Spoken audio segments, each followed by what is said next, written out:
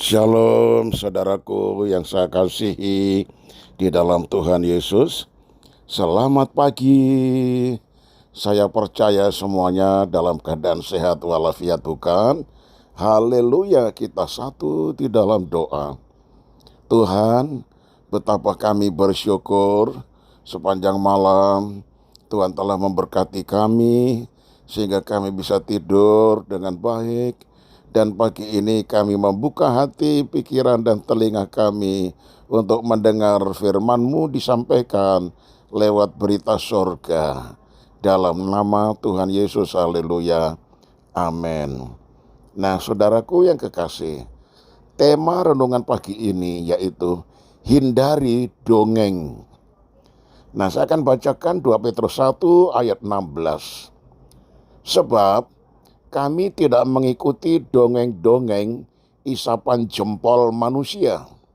Ketika kami memberitahukan kepadamu kuasa dan kedatangan Tuhan kita, Yesus Kristus sebagai Raja, tetapi kami adalah saksi mata dari kebesarannya.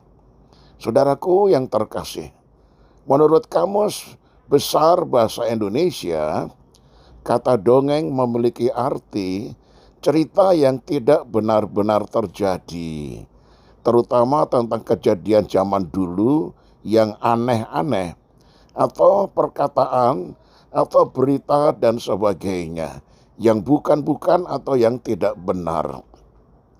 Tetapi saudara-saudara, justru dongeng inilah yang sedang dicari-cari orang di zaman sekarang ini, tak terkecuali orang Kristen. Mereka akan memalingkan telinganya dari kebenaran dan membukanya bagi dongeng. 2 Timotius 4 ayat yang keempat.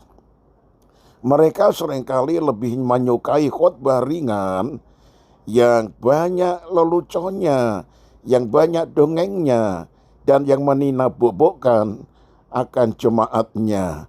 Khotbah yang bisa membuat tertawa lepas, khotbah yang menghibur. Nah saudara, tanpa disadari, gereja bukan lagi menjadi tempat untuk sungguh-sungguh mencari Tuhan dan kebenarannya, tetapi tempat mencari hiburan penghilang kepenatan.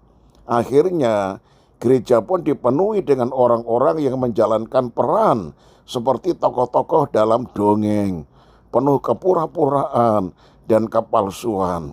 Nah saudara, para pelayan Tuhan pun saat menjalankan tugas pelayanannya berlaku seperti orang yang memerankan tokoh pada sandiwara atau sinetron tertentu, menjalankan karakter yang berbeda dari aslinya, berlaku seperti malaikat dengan tutur kata yang santun dan tampak rohani. Para pembicara pun menempuh jalur aman dengan berusaha menyampaikan materi-materi khotbah yang dapat diterima dan disenangi jemaat. Banyak orang tidak suka dengan firman Tuhan yang keras, yang menegur, yang menemplak, yang menengking, yang berisi teguran dan pertobatan, karena dianggap menghalang-halangi untuk menikmati kesenangan dagingnya. Nah saudara, ini adalah jebakan iblis. Padahal teguran keras firman Tuhan bertujuan membangunkan kita dari tidur rohani, mengingatkan kita akan akibat dosa.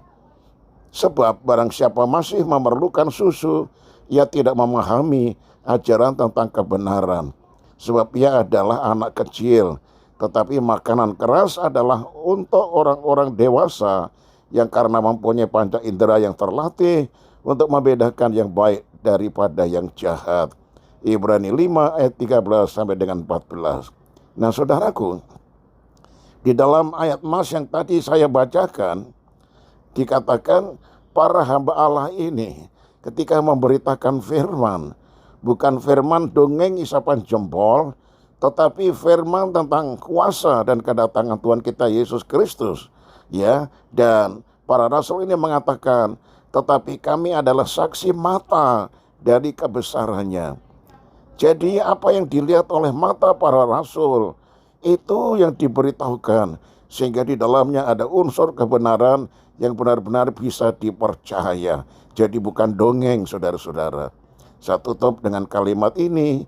Dunia ini sedang lenyap dengan segala keinginannya, tetapi orang yang melakukan kehendak Tuhan tetap hidup selama-lamanya. 1 Yohanes 2 ayat 17. Mari kita satu di dalam doa. Tuhan Yesus, ketika kami datang ke kebaktian, kami ingin mendengar firman-Mu yang asli diberitakan, tidak dicampur-campur dengan dongeng-dongeng isapan jempol yang tidak ada kebenarannya. Biarlah ya Tuhan, pengajaran para rasul pada gereja pertama, karena mereka saksi mata yang benar-benar merasakan dan melihat dengan mata sendiri kebenaran dan kuasa Tuhan Yesus Kristus, itu yang diberitakan. Ajar kami mendengar firman yang betul-betul bersumber kepada Alkitab, bukan kepada dongeng ataupun filsafat manusia. Terima kasih banyak Bapa di sorga. Biarlah para pembicara-pembicara kami doakan supaya mereka juga mempunyai kesungguhan di dalam memberitakan Injil, yaitu Injil yang murni, tidak mengutip dari sana-sini cerita-cerita dongeng dan sebagainya. Terpujilah namamu, Engkau membela gerejamu dan kuduskanlah gerejamu, kuduskanlah telinga para pendengar, kuduskanlah mulut para pembicara. Segala hormat dan pujian kami naikkan kepadamu. Sepanjang hari ini kami serahkan hidup kami. Tuhan berkati, jaga, lindungi, dan pelihara kami. Di dalam nama Tuhan Yesus kami sudah alaskan doa ini. Haleluya. Amin. Nah, shalom saudaraku. Sampai berjumpa esok hari. Tuhan Yesus memberkati dan tetap semangat.